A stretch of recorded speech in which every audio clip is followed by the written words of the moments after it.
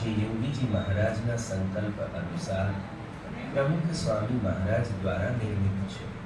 આ છે તીર્થરાજ અક્ષરદેવી, જે છે BAPS સંસ્થાનું નાભી કેન્દ્ર. આ અક્ષરદેવી એટલે મૂળ અક્ષરમૂર્તિ ગુણાતીતાનંદ સ્વામીનું સ્મૃતિ સ્થાન. અહીં બ્રાહ્મ મુહૂર્તમાં થતી મહાપૂજાનું અનેરું મહત્વ છે.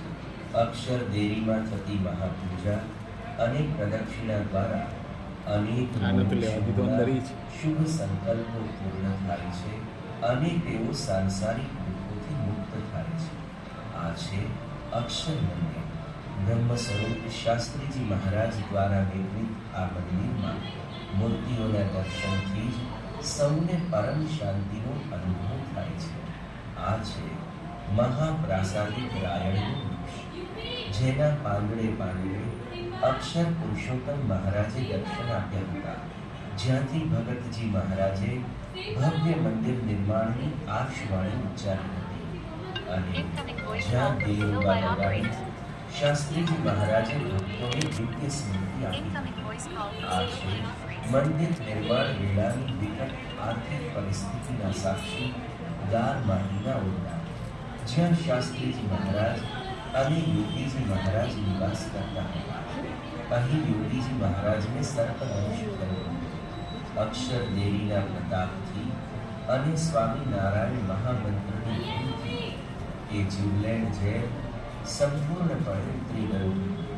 આ છે યોગી સ્મૃતિ મંદિર. ગોંડલના યોગી તરીકે ઓળખાતા અહીંના મહંત બ્રહ્મ સ્વરૂપ યોગીજી મહારાજનું સ્મૃતિ સ્થાન, જેના પર જેસલમેરના પથ્થરોથી રચાયું છે ભવ્ય કલાત્મક નૂતન મંદિર તીર્થ સરિતા ગોંડલી, જેમાં ભગવાન સ્વામિનારાયણે અને ગુણાતીત ગુરુવર્યોએ અનેક વખત સ્નાન કરીને તેને અનેરું તીર્થત્વ આપ્યું છે.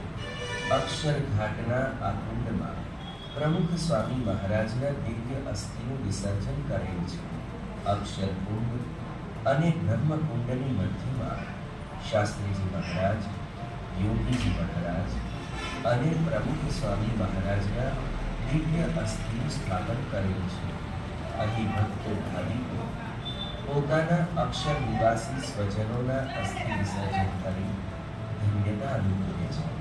અક્ષરઘાટ પર દર રવિવારે અને પૂનમના પવિત્ર દિવસે વિશાળ કળશ યાત્રાનું આયોજન કરવામાં આવે છે, જેમાં અનેક ભક્તો અક્ષર દેવીના પવિત્ર જળથી અક્ષરકુંડ અને બ્રહ્મકુંડમાં અભિષેકનો લાભ લે છે.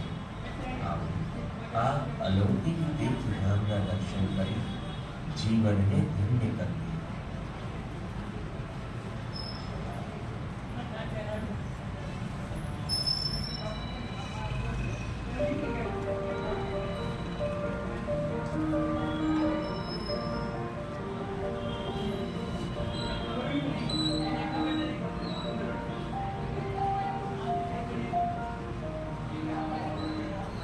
BAPS निस्वार्थ सेवा और जीवन निर्माण का एक आध्यात्मिक आंदोलन, जिसके आद्य प्रेरणा मूर्ति थे भगवान स्वामीनारायण।